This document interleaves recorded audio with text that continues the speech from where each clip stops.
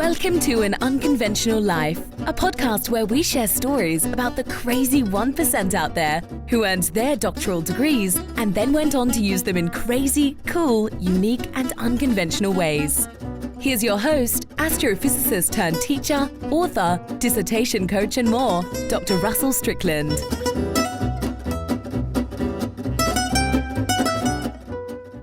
Good afternoon and welcome to An Unconventional Life podcast with Dr. Russell Strickland. I'm your host, Dr. Russell Strickland, and I have with me today Dr. Thomas Joseph. Dr. Joseph is originally from Dominica in the Caribbean.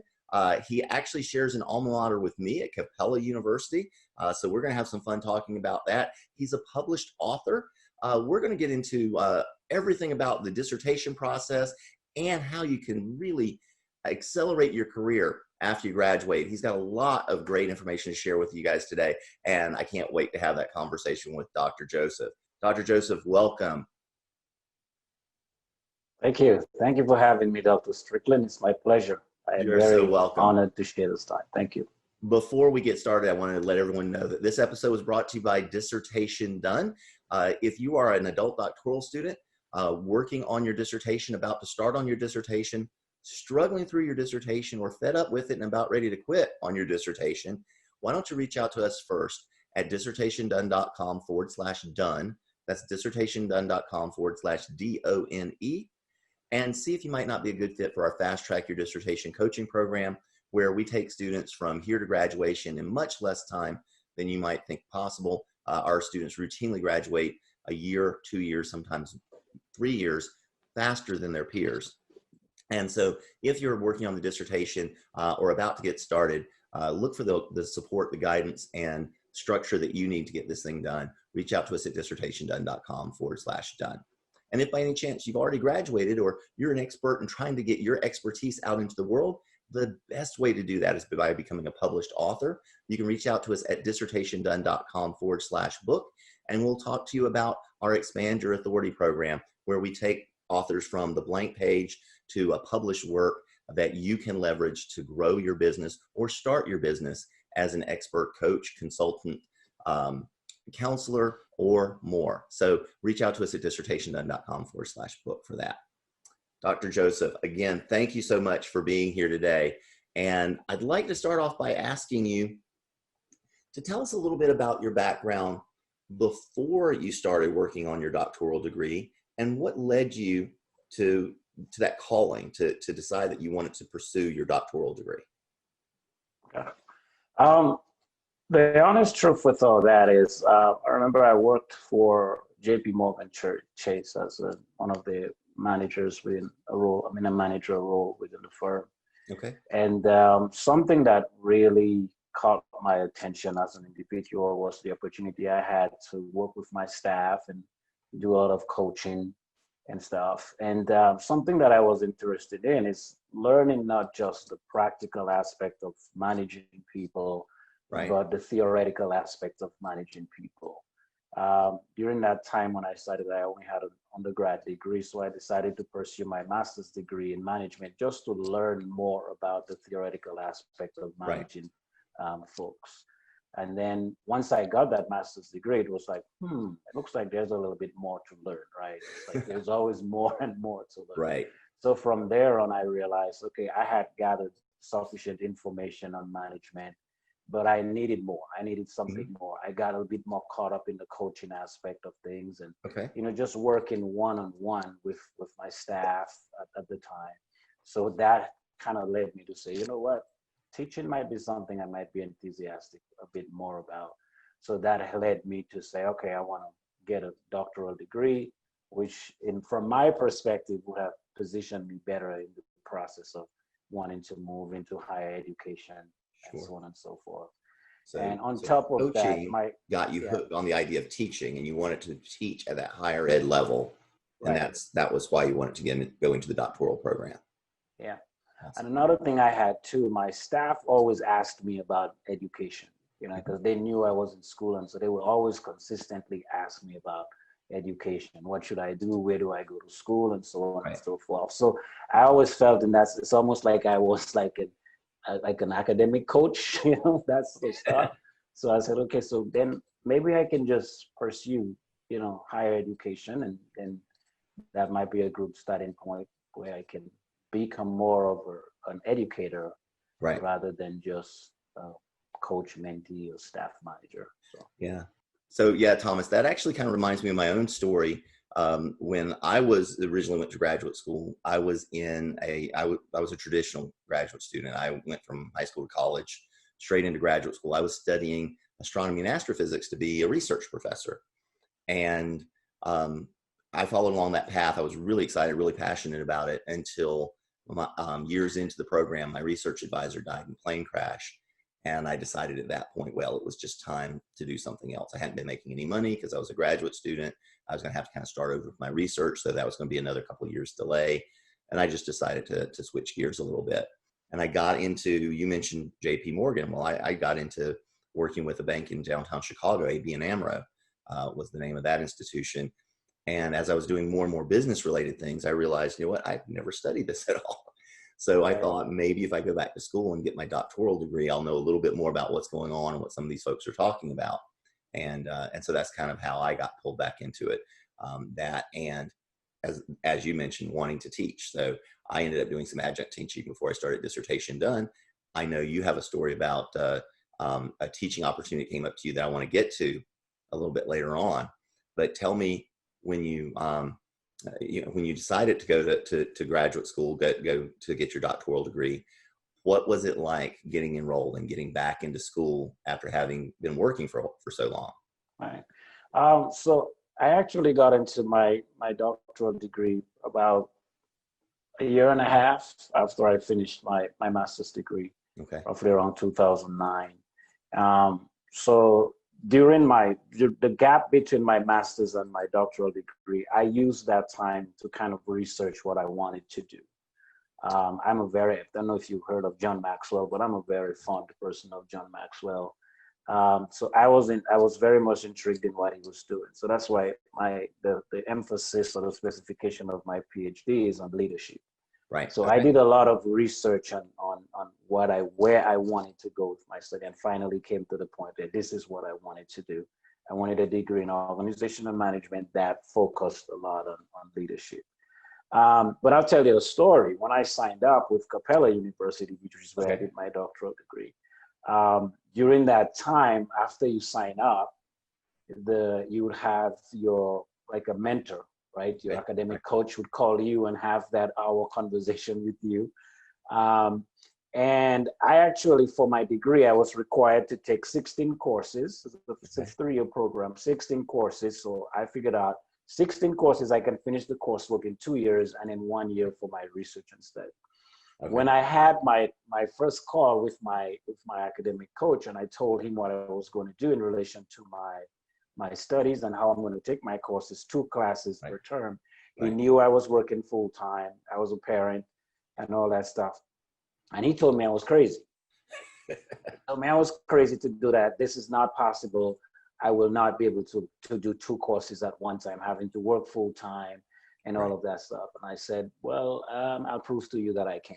These were my exact words. I said, I can do this. If I set myself to do something, I'm going to do it. So it was a bit discouraging to hear that, but at the same time, I used that discouragement as a motivation and said, I want to prove to you who did not believe in me what I can do to be successful. And I think that's a big kicker for us, because in life, we will find those things, people we expect to help us make the right decision and push us in the right decision. Sometimes they can be that person that just throws, something in here that can actually stop us along the way. But and it's a shame that you were discouraged, but I know a lot of folks get discouraged by their dissertation chair, their committee chair, by people who are in their family or their personal circle. It happens all the time. The fact that you use that as fuel to keep you moving forward, I think is very, very good. Because no one knows what you can do but you. Right. It's good that they give you some reasonable expectations and tell you how difficult it's going to be. If they told you it would be easy to take 3 courses and you're killing yourself to take 2, you wouldn't feel happy about that either. But to say you can't do something, I think that's short-sighted for any coach or advisor tell them what it's going to take to do it and let them Right. make a decision. Don't tell them they can't, because most people can do most anything they set their mind to, as long as they're determined to do it. And then to piggyback from that, the discouragement that sometimes we don't even expect, you know, where does it come from? And then it doesn't matter who it comes from. I think the ideal thing is what fuels your that for you. So you have, like with me, when I heard that, it was like, you know, it wasn't like I'm going to back off. It was really like, okay, this is something that I set out to do, and this is what I'm going to do. Right. So it kind of make me think, even up to today, it doesn't matter what negativity comes your way. When you set out to do something, you have to have that persuasion and that conviction within yourself that this is what I set out to do, and this is what I'm going to do, no matter what.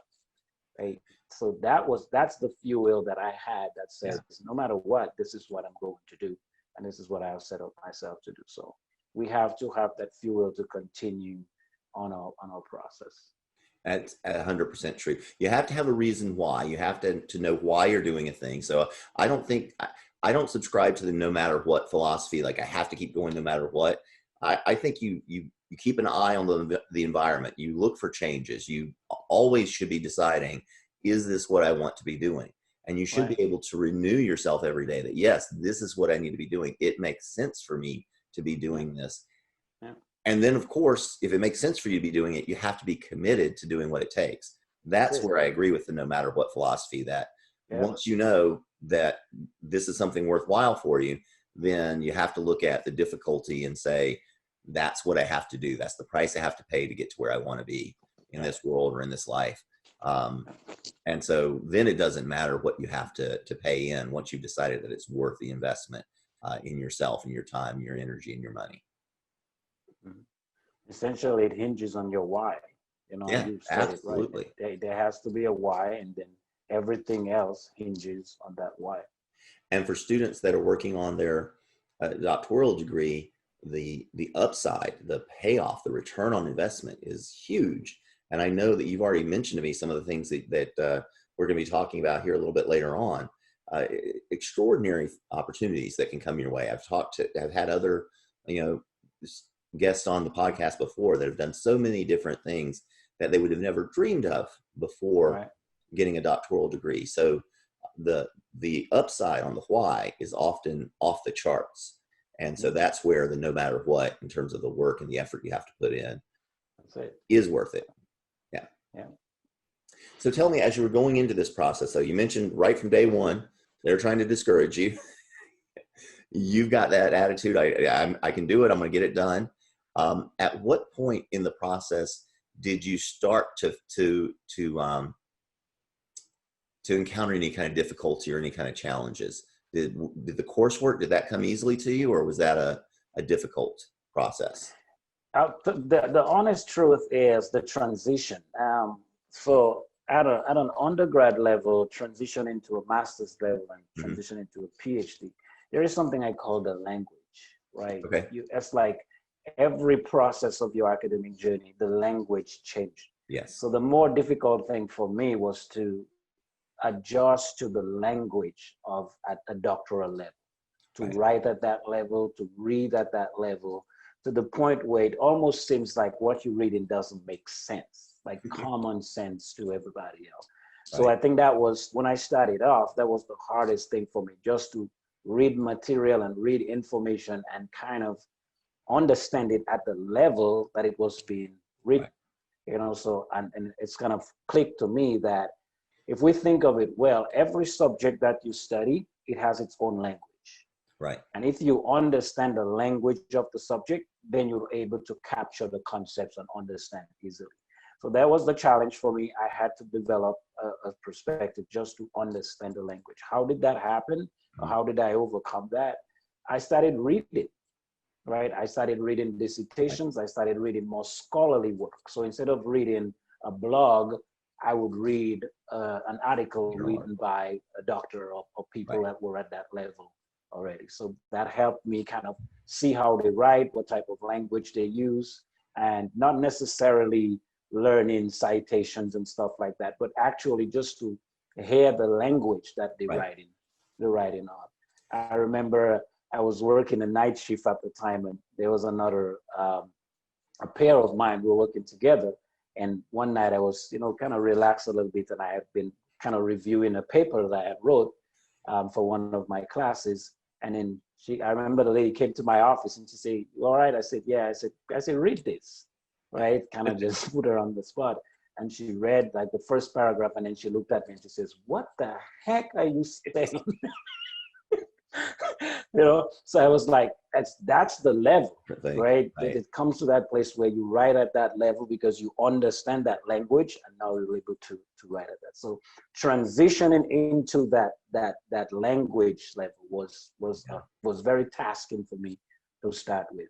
But Well, it's interesting reading, when you use that right? word language. When I was in, I guess it was when I was first in graduate school, I remember several of us coming to the conclusion that if you knew about 7 words in a given discipline and you knew how to use them and when to use them, um, you could go into that discipline and fool people for a very long time into thinking that you knew exactly what was going on Yeah, just by knowing just a very few words. But it wasn't just normal words. I mean, it would take you a while to even figure out what those words were.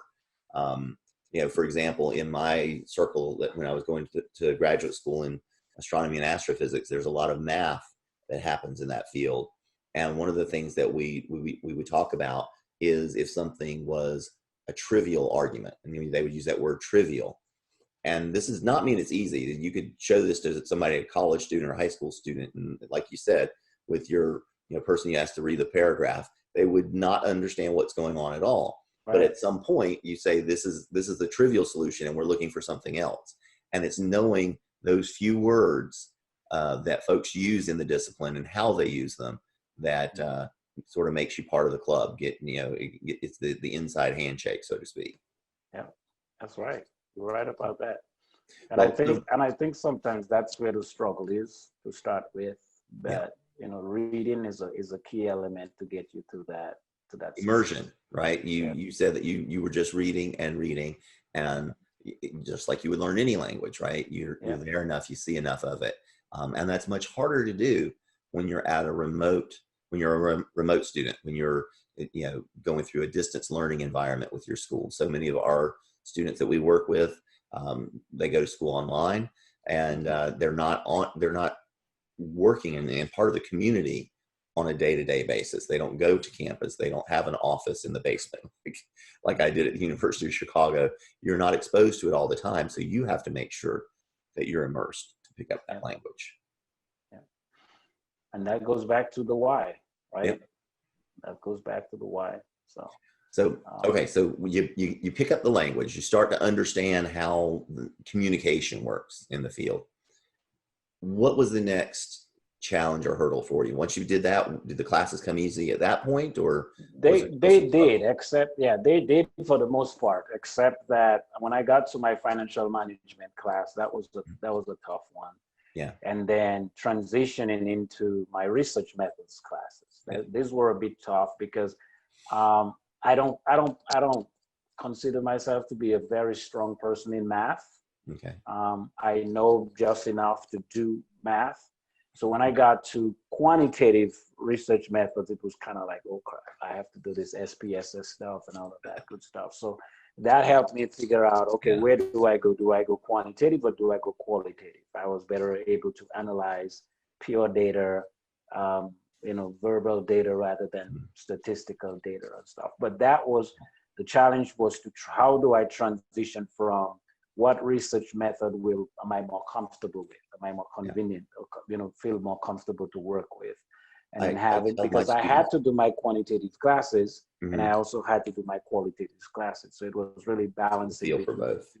Yeah. And then once I finished that, it was like, yeah, I think I will take qualitative over quantitative because it's See, more of I a tell all of our students coming in that work with dissertation done that we can help you with a qualitative project. We can help you with a quantitative project. If you've already kind of gotten on one track or the other, that's just fine. But if you don't know which one you want to do yet, I encourage everybody to do quantitative dissertation projects, because qualitative projects, it takes so much longer to collect and analyze the data. It does. And the most beautiful words I ever say to any student is when they talk about their quantitative class or their research methods class is that, we can do the statistics for you. You don't have to do those yourself. So you had to go through the class, but our students are nurses and psychologists and educators and folks in business, and they don't expect you to be a statistician. So as long as you can understand the results and what they mean and you can explain them to someone, you're good. And I tell you, I don't know if I've ever hear a deeper sigh of relief than when someone says, "Oh, really?" Yeah. I don't have to actually do that. Yeah. Because you're not alone, Dr. Joseph. Yeah, and then the good thing is I always, like, when I had conversations with students in their dissertation process, I always said, when you get to your research classes, take those very seriously. Yeah. The other classes are good, but your research classes, they're very substantial to help guide where you're going to go with your dissertation. So that's where, when we're working with students, that's where we start, is let's develop your research plan right from the beginning. I don't care what the topic is. Until we have a research plan, you're not going anywhere. Or if you try to go somewhere, you don't know where you're going. And so it's going to take you a lot longer, and your chances of success are a lot lower. Yep. We can develop a plan from the beginning. You're going to be in much better shape moving forward. So, excellent. Yeah. So I'm kind of jumping the gun a little bit and talking about the dissertation, but let's go ahead and make that transition now. So you finish your classes, and I know at Capella you've got comp exams. That varies from school to school as to how that process goes. But then you get into the dissertation. What was that transition like for you? Skipping over the comp process, but going from classes to the dissertation, what was that like for you? When I started off, it was hard to find a mentor, a program chair. That was hard to find. But when I finally got a program chair, I think the bigger thing for me was to convince my program chair of my topic, my title, where I wanted to do my study. That was the hardest thing. If I can jump into that real quick, I did my study on the leader member exchange theory, LMX theory, right? That kind of sets the perspective that leaders build this in-group and this out-group, right? Relationship. So you have these people as a leader, you have that intimate relationship with. And then one of the things I captured from reading about the concept was it was a universal concept, right? And then I took that word universal in the context of everywhere around the world, right? That's how I took it. That was my interpretation. And then when I did my background study on that concept, I realized that research was done in America, some places in Africa, in Europe, some places in Europe and Asia, but there was no study done on leader LMX in the Caribbean. And being from the Caribbean, I was like, here is an opportunity for me. Absolutely. As you mentioned at the beginning, I'm from Dominica, a Caribbean island, which is a very small island in the Caribbean, not very known by many people. Sometimes people even contradict it with the Dominican Republic, but it's not. So to convince my chair that, hey, this is what I want to study and this is where I want to study. So it was really hard going back and forth and to identify what was the significance of doing that study in the Caribbean, yet to a small island in the Caribbean, right? So that was my hurdle. So one of the things, if anybody reads my dissertation, one of the things that you will find in my dissertation is I actually had to say, what is Dominica? And I had to give statistical information about that island to validate my study and why it was relevant. So that was the hardest thing for me. But when we got to that, it took us almost a month and a half just to get to that place that said, this is my topic, this is where I'm going to study, until it kind of just like a light bulb went out in the head. It was like, you know what? That makes a lot of sense. It's really too bad that your chair would fight you so much on that, because it's, this is actually the way we often tell our students to build out a project. It's if you can find a project that someone has done before you and you can more or less copy what they did, but study someone else, study a different group of people, whether it's a different country, whether it's a different industry and business, whether it's a different educational institution, public school versus private school versus high school versus elementary school, whatever it is, if you can shift the folks that you're studying, that's a new study. And because the original study was worthwhile, that study is almost certainly worthwhile. The new one, the new group of people you want to study. It's a great way of developing a project, and it actually works from a scientific merit standpoint too, because you're testing the boundaries of knowledge that's already there.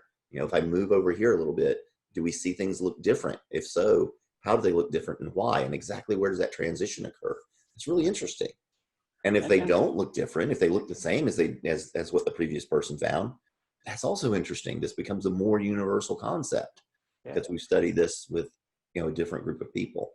So I'm really kind of surprised and disappointed that your chair fought you on that, because it does sound like an excellent way of just moving the ball a little further down the field in an academic sense. And to add to that too, this goes back to something that we might mention throughout this whole conversation is the why. Right? It's like, even when I had that pushback, I knew this is what I wanted to study. And sometimes it's and again, if we have the why taken care of, then we know what we're going to. It was the good thing about this. I mean, I would not trade my relationship or my experience with my chair for anything else, to be honest with you. It was a superb relationship that we developed. Even today, if I can even message her, get information from her, what I need. But that challenge, that push, it was like a push to me. It's like, you know, as somebody nudging you, like, are you sure that's what you want to do? Are you sure that's what you want to do? But then to stand your ground, bring your explanation, and then she kind of prepared me for my defense. To be honest with you, it actually prepared me when I got to that place where I had to defend my dissertation. So I needed that. Right. I needed that coming in, saying, okay, this is what I want to study. This is where I want to study. And instead of having a yes person just say, yeah, go for it. It was good to give me that pushback, because I utilized that pushback for energy. And that helped a lot with when I got to the defense part of my dissertation. So, but it is a fine line that you have to walk when your chair's telling you no, or your committee's telling you no about a certain thing. It's a fine line that you have to walk between that being a no, we don't want you to do that, and it being a challenge or a pushback, like you said. If your committee doesn't want you to do something, quickest thing is to find out what they want you to do and do it, because that's how you get to graduation.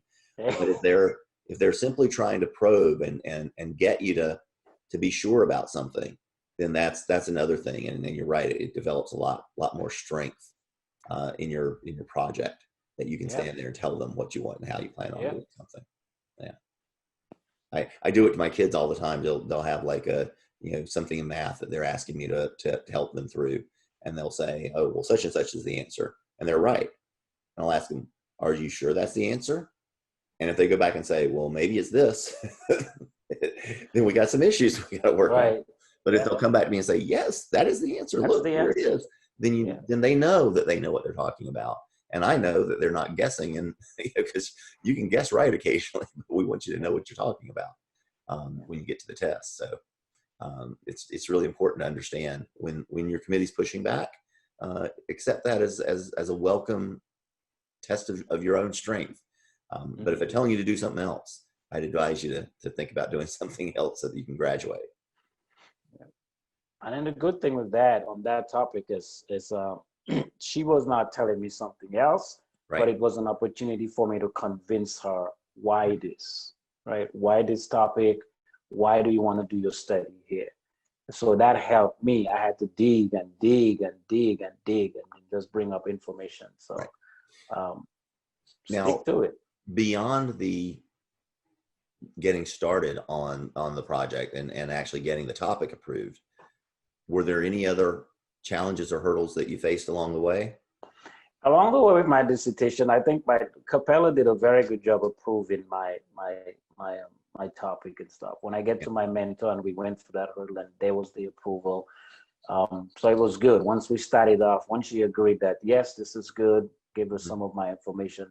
And, once we got to that level, yes, we agree, I'm going to support you. I think with me going through the process, for me, the harder thing, and that's back in 2012. So we're in 2020, it might be a little bit different from you, but just to share my experience back in 2012, I remember just working on my dissertation. I started off with my chapter 1, working through my chapter 2 and my literature review, and all of a sudden, sitting at the computer doing some work, the computer crashed. I knew nothing about computer crashing. My computer literally crashed. And guess what? At the time, I had everything saved on my hard drive. Yeah. I had everything saved there. So literally, I took the computer to Best Buy, and I said, this is what happened. And they said, checked it out for me and said, everything's gone. We cannot restore anything for you. That's horrible. And you're thinking that that's about between 50 and 75 pages of work. Yeah. Along with that, all my resources that I had that stored in my thing. So it was just like, and then I remember they made a recommendation. I bought a new computer, and then they made a recommendation to me to buy an external drive. Right. And I go back into work because I'm not giving up. I go back into work, and then while working on that, I remember traveling from New York. At that time, I lived in Louisiana, traveling from New York to Louisiana, and we had a layover in Charlotte, North Carolina. Okay. I was with my 2 daughters at the time, and we're there at the airport waiting. So one of my younger daughters, she came to me and said, "Daddy, can I use your computer?" I say, "Sure." So I gave her the computer, but I had the external hard drive and my computer in my little computer bag. Yep. So when we took took the laptop out, the hard drive, the external hard drive, it fell off and hit the floor. So I didn't take that for nothing. And we got home that night around midnight, maybe 1 o'clock in the morning. I said, well, let me go do some work because I'm not that sleepy after the journey. Plug my hard disk, right? Yeah. Turn on my computer, plug my external drive, and nothing is coming up. Nothing is coming up. I said, oh my gosh. And I had already got back in the groove and written the whole chapter 1 and then starting off in chapter 2. Next day I went to Best Buy again because that's where I had bought it, and I brought it to them and they said to me, it's dead. Let me tell you the best part, the worst part about this. The interesting, I had the weekend of, I had a meeting set up with my chair, and we spoke about it. And she said to me, you know what I think you should do? You probably should just kind of take a break. You've been going at this for a while, so I think it might be the time to take a break. You had your computer crash, you lost everything, blah, blah, blah. Just maybe take a break for a year and, you can get back. And I said to her those words. I said, I studied on this process. I have a goal to finish this process this year, and it's not going to stop. That's not going to stop. Yeah. When she heard that, she says, wow, I admire you. And then that's when I was introduced to Dropbox. And she talked to me about saving my information on the cloud and stuff. Yes. So this is not a commercial for Dropbox. But let it be. They're great. I know. Great. I've been using Dropbox. I'm on stock, but today. I'm a customer of Dropbox. There's a lot of those functions out there, a lot of those services out there. But yes. Yeah. Tell everybody how great that is. That's I went so, and the honest truth about it, I've not paid a cent with Dropbox. I have enough space that was given to me. I think I have like 10 gigabytes given to me for free, and I just put all my stuff in there, and that was a lifesaver. From there, everything just went until I got to site approval. Awesome. That's amazing. So. Yeah, so for folks who obviously in this day and age, cloud services are ubiquitous. There's, Apple has one, Google has one, Dropbox is still around, Microsoft has theirs, and there are lots of others. Definitely 100% make sure you're using one of them. 100%. I know one of our students saved her dissertation on her computer, and she had a thumb drive that she put it on. Every night when she was done with her dissertation, she would put it on her thumb drive. She kept her thumb drive in the desk drawer so that it wasn't attached to her computer. It was separated. This is a smart thing. You want to have independent backups of your dissertation. She got home from work one day to find her neighbor's house burning down. Her house was fine, except that one wall next to her neighbor's house caught enough heat to do some damage. And the specific damage it did was ruined her hard drive and her thumb drive that was sitting in the desk on that wall. And she lost everything. She thought that she had it backed up.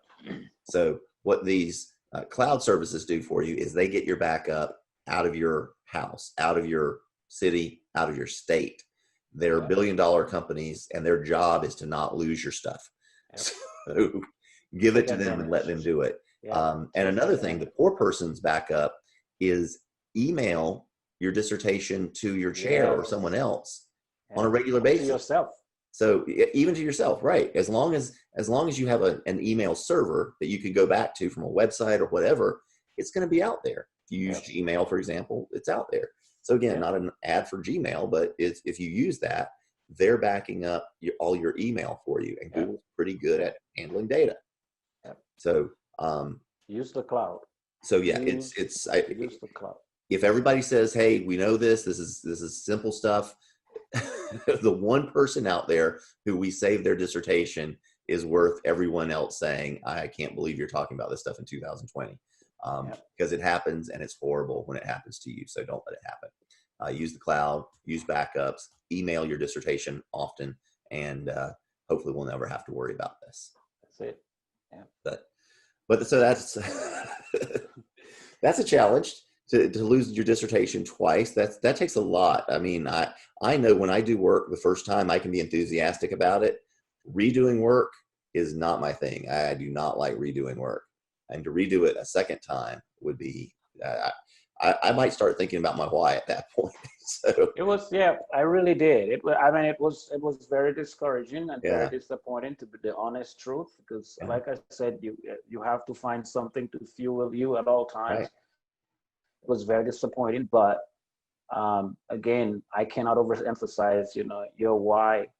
If you forget your why, then you will actually give up when you face those challenges. So all of those things have worked to my benefit up to today. And just to make it clear for everyone, when you're using Dropbox or any of those things, don't just keep your dissertation there. But nowadays we have PDFs for all of our resource material, right? Mm-hmm. Keep all of that stuff up there as well, so that you don't have to pull that again. If you have to go to the library and pull 75 or 100 journal articles, that's not going to be a fun weekend. When you go to do that. So even if you have your dissertation, chances are you're going to need those articles again at some point. Save everything. Every article you want, save it. Just download it and stick it up in your drive, in your Dropbox or whatever cloud service you want to use. If you need that. Now, Dr. Joseph, I remember you telling me that when this helped you get through the proposal process, you go to collect your data. And you told me you had an interesting time analyzing your data. Would you like to share with folks what's going on in your life at that point in time? Yeah. So during the time I was actually getting set to go do my field study, we gave birth to a little girl, right? And so I actually had to push back my going out to the field study for 1 month just to be there with my newborn and stuff. So went out to my field study a month and a half, and then came back. And then there I am with a little baby, and I have to analyze all of this data because I did a qualitative research. So, and in that process, you got to write things down, stick stuff on the wall, because that's what I learned from people who have been through the process. So I have all my paper in. And during that time, I'm home, so I have a child, and I am actually on my wall going through my data analysis, and I have my baby girl right there in my arm, and doing all of that at the same time. Lucky thing for me, she was young, 2 months, a little about 2 months old, so not much crying at all. So I had that chance with her and stuff. But today she's 8 years old. I think we have the best relationship in the whole world. That is awesome. She was there in the process, but that was a bit of a challenge because I want to make sure I don't drop my child. I don't do anything or anything like that. But she was right there in the process and stuff. So that worked very well too. And so for folks who are going to tell me how challenging the dissertation process can be, if you can get started on your proposal, get more than halfway through your proposal, lose it all, rebuild it, lose it again, rebuild it, and then finish the process up with a newborn in tow, then you can do whatever it is that you have to do to get through this process. It's worth it. It's work, but it's worth the effort. It's worth the challenge. It's worth the sacrifice to make it happen. Yeah. And the thing is, your story may be different from mine. Some Absolutely. people, will go through this process without any of those, at least not with my type of challenge, but Right. your own personal challenges. But the Everyone worth, has their the own value. challenge. No one goes out of this process unscathed. It's too long a process. You're doing this for a year or more. Yeah. And no one goes through a year or more of life and has everything work out exactly the way they planned, and every day was a perfect day. It just doesn't happen. So you're going to have challenges. Yeah. Whatever those challenges are, you meet them, you face them, you overcome them, but you keep going on this dissertation path. Sometimes you might be slowed down a little bit. You mentioned you had to delay your field work a little, but that doesn't mean it stops. It's just forward progress. That's what gets you there. And another thing I want to add too, like, what you're doing, Dr. Strickland, with dissertation done, people have to learn to take advantage of those things. The reason is because the more help you can get, the better you position yourself, so, take advantage of dissertation done. Take advantage of that. You have people that will guide you along the way and help you through the process. This is like David fighting Goliath, to be honest with you. So if you find your sling, and dissertation done could be your rock in your sling, take it and knock that giant out. So I highly encourage that, because the more help you can get in the process, the better your outcome will be. The more encouraging and enlightening your outcome will be. It's not only to give somebody thanks at the end, but to be getting coaching in any endeavor is a big return on investment. And if you look to the most successful people in life in anything that they do, that's going to be the group of people that's going to tell you, oh yeah, I have a coach. Yeah. And you may never think about it. You might never think to ask them about it.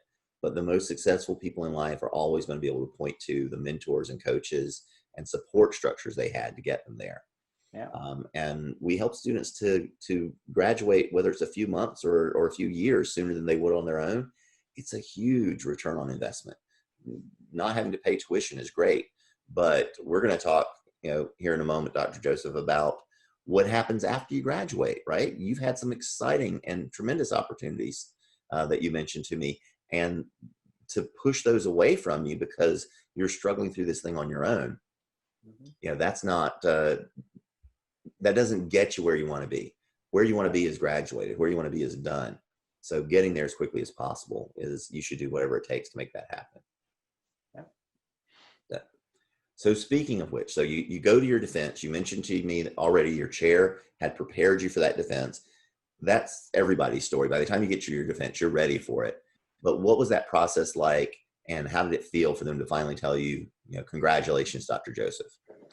Well, the interesting part about my defense was my chair was not present at my defense. Oh wow! So she was on a international travel trip. So mm-hmm. She told me in advance that she was not able to do it, but we had like a mini defense between she and I, and she, told me congratulations. She had approved my yep. Gave me her approval.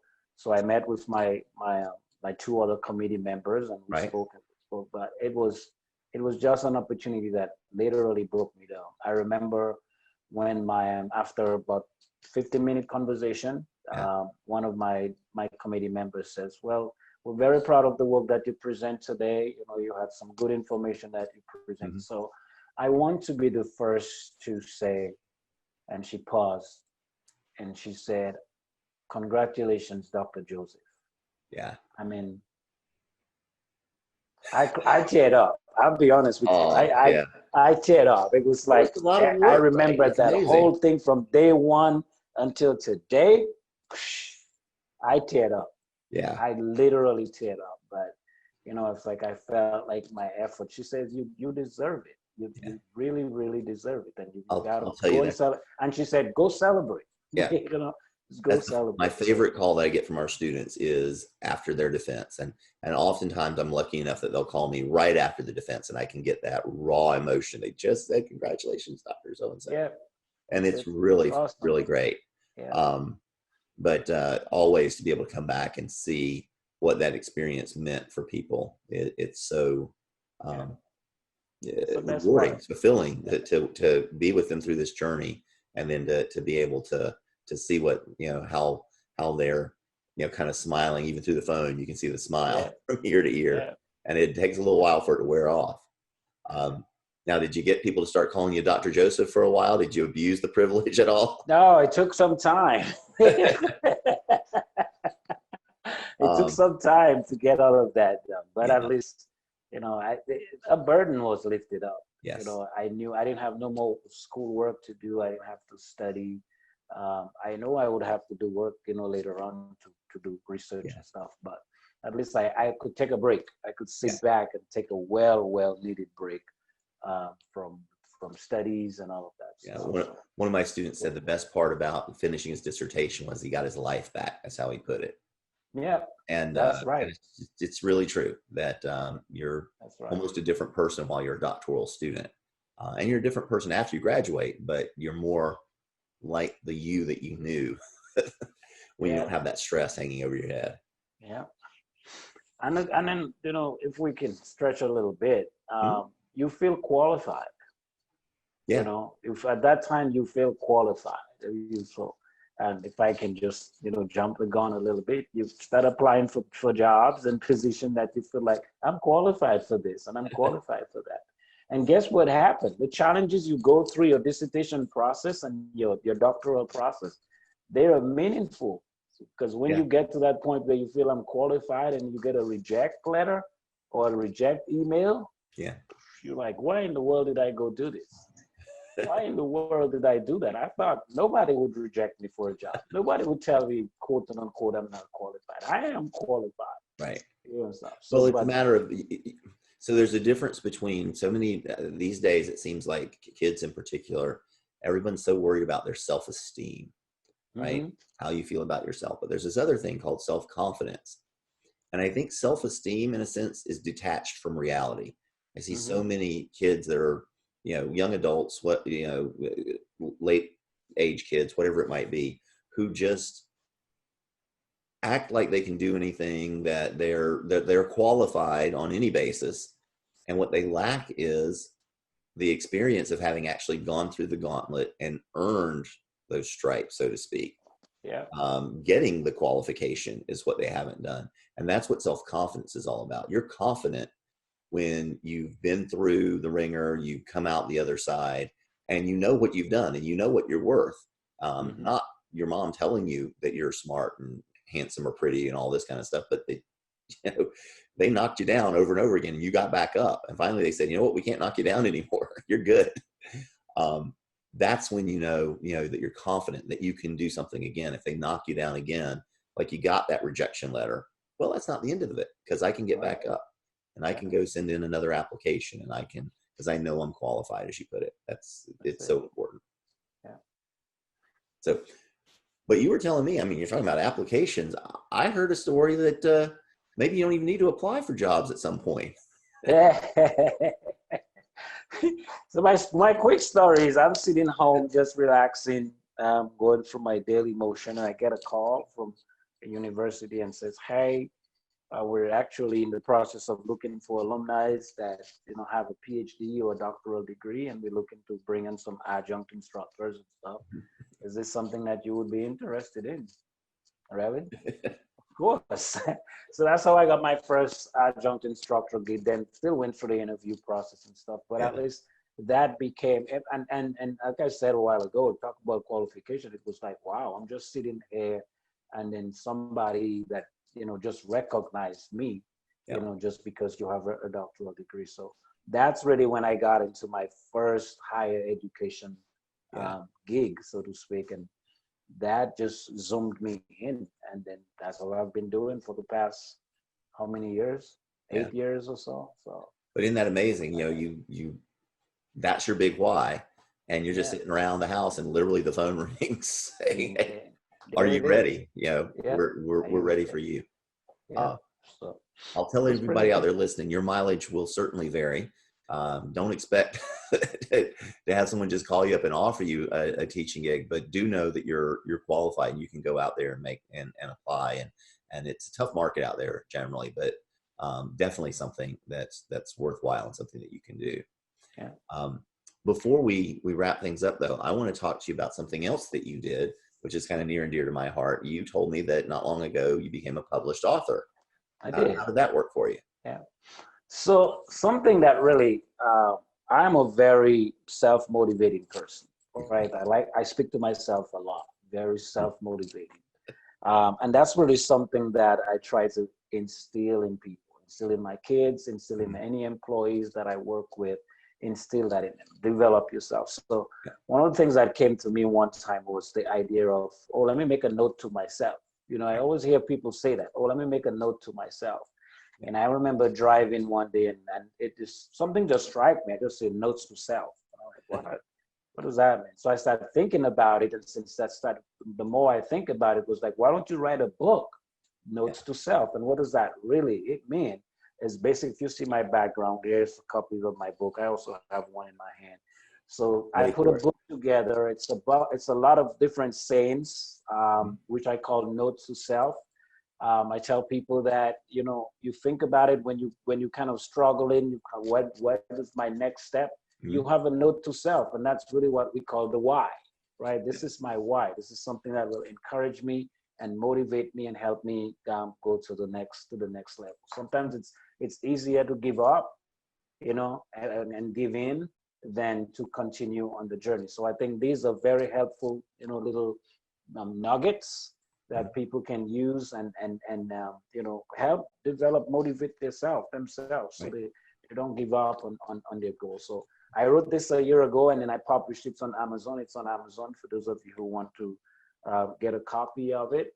It's not necessarily a book that you will sit down and read from cover to cover, but it's something that you go through and you find something and you underline it. Guess what? A year from today, this might be that cup of tea that just kind of bring you to that sphere. So that's really why I wrote the book, to help people find a source of motivation, a source of inspiration when they need it most. And you never know when that time is going to be. So that book is Notes to Self. We're going to drop a link to the listing on Amazon in the show notes. So if you want to go over to the blog on dissertationdone.com and go through the show notes, you'll be able to find that link. So Dr. Joseph, how did publishing this book, what kind of opportunities did that provide for you? How's that changed your trajectory?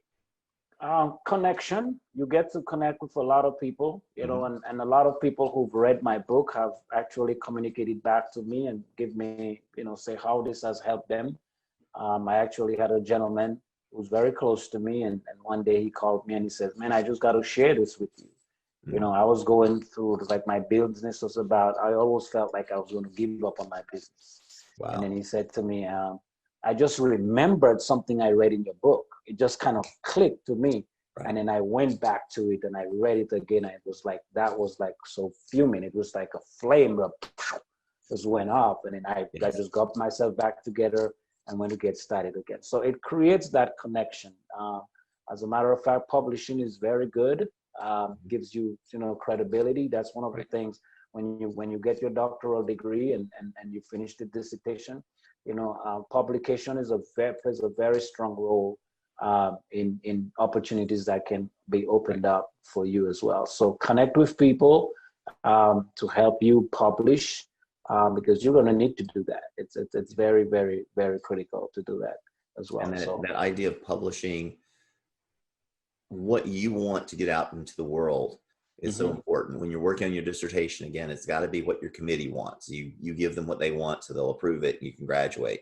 But once you have graduated, now you're able to get your message, whatever you're passionate about, whatever you want to do to help people in this world, you're able to get that out, attract those people to you, and then you can help them at higher and higher levels if you use that book to do so. And something I want to add too, in line with what we're talking about, and you know, while we wrap up things, is I know we're lots of people that will be listening to us will be working professionals and stuff, right. And you're working on your doctoral degree, and you probably want to get into teaching, like I was, you know, get into teaching. One of the things that I did not have in my background was quote unquote teaching experience, right? I didn't have no position that says I was a teacher of an elementary school or middle school or high school or nothing like that. Right. until I did my research and found out that teaching is not necessary. You're teaching at an academic institution, right? If you're doing anything at work that requires you to do any type of coaching, any type of training, you should begin to capitalize on that, because this is some of the training experience and the teaching experience that you need when you develop your resume, if you want to go into teaching, so you can incorporate those things in your resume as well. So if you get an opportunity at work to do any type of training, or just to speak to your team, or just to speak to people within the organization, take advantage of that, because you can put that on your resume as teaching experience as well. So there's a little nugget that I learned that I wanted to get you guys, acclimated with it as well. That is awesome. That and it's true that teaching is not just a title, but it's what you're doing. And so many times we mentor folks, we guide folks through our meetings, our things where we're helping folks learn new processes, and that's all teaching. That experience all comes to bear. Yeah. Very, very, very good advice. Well, Dr. Joseph, if folks want to reach out to you, well, like I said, we're going to drop into the show notes about the book, but if they want to reach out to you, find out a little bit more about Notes to Self or anything else that you're doing right now, what's the best way for them to get in touch with you? You can actually connect with me on LinkedIn, Thomas Joseph, Dr. Thomas Joseph, Ph.D. I think that's how it's listed. You can email me, Thomas Joseph, Doctor of the abbreviation @gmail.com. If I'm permitted to give my phone number, 318-512-6364. You can, text, call. I use WhatsApp. So those of you that are international students, you can reach me on that. And, I'm available.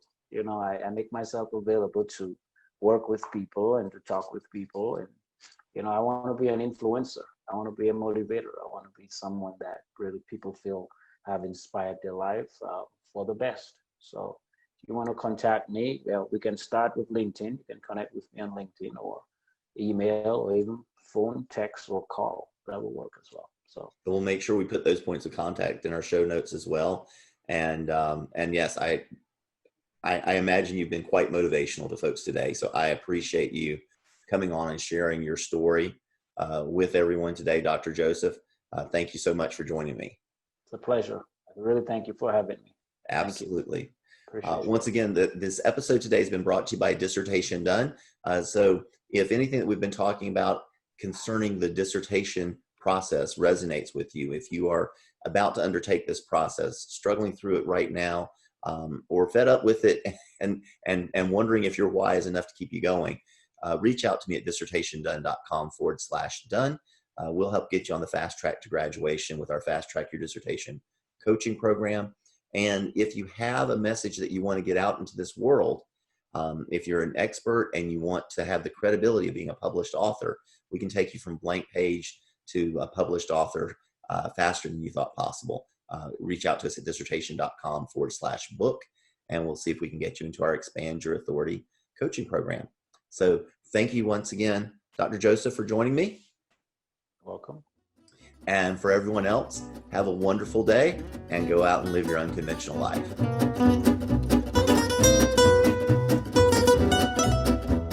This has been An Unconventional Life. Thanks for listening.